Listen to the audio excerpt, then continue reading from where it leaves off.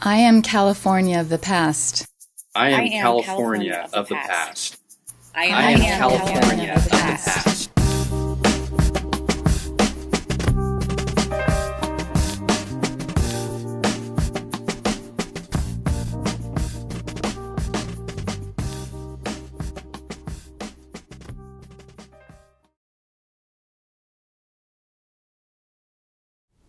My name is Irene Stone, and my story is called The Golden Spike. It's about my grandmother. What did the Golden Spike have to do with my grandmother? The Golden Spike brought the East and the West together in 1889 and played an important part in my grandmother's life and the lives of her descendants. It was the connection that made it possible for my grandmother to come to California in 1914. She was just 9 years old when the railroads from the East and West were joined together in Promontory Point, Utah. Little did she realize what was happening and what it would mean to her. She and her family had immigrated from Germany and settled in Chicago in 1868 when she was just 8 years old. She married my grandfather in 1881. My grandfather evidently homesteaded in Kansas, where my mother was born.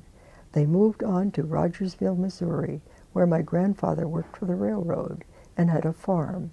When my grandfather died in 1905, my grandmother was left to take care of 5 daughters and 2 sons.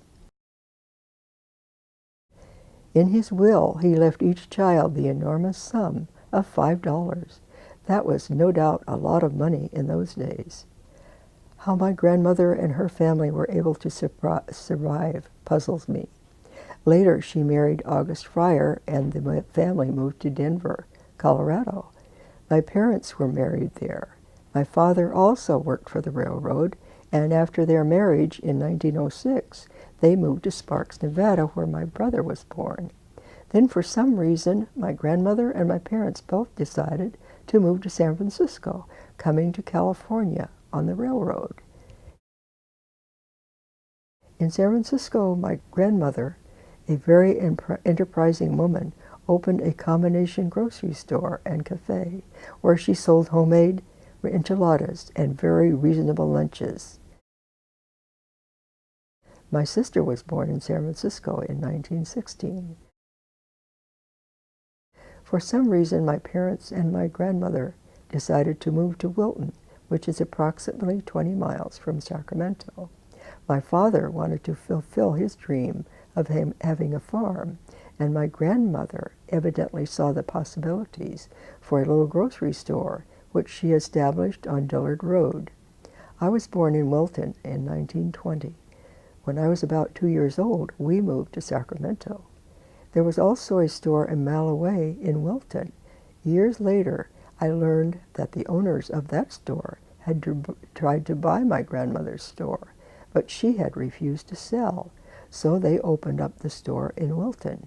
However, my grandmother prospered. She was well beloved by her customers, all of whom recognized her kindness and generosity. A friend recently told me that my grandmother would make sardine sandwiches when they didn't have their lunches. I have very fond memories of visiting my grandmother and the good food she provided. I remember with fondness the delicious corn on the cob and the corn fritters she made. She had her own garden, which she watered from a well located beside the store, since there was no running water in her living quarters. I remember one occasion when I was about 5 or 6 years old. She had me pump the water while she went to check on how the water was flowing in her garden. Growing weary of pumping, I suggested that she pump the water and I would go check the water. She didn't take me up on that suggestion. At the time, I couldn't figure out why.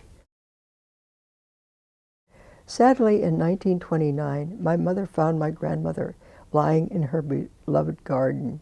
She had suffered a massive stroke and did not survive. That was a sad day for all of us. After her death, my mother operated the store, and being only 9 years of age, I went to school in Dillard. We commuted the 20 miles almost every day. Some nights we spent in the living quarters behind the store. Finally, in 1935, my mother sold the store, and it is still prospering today. The Dillard store even has a website.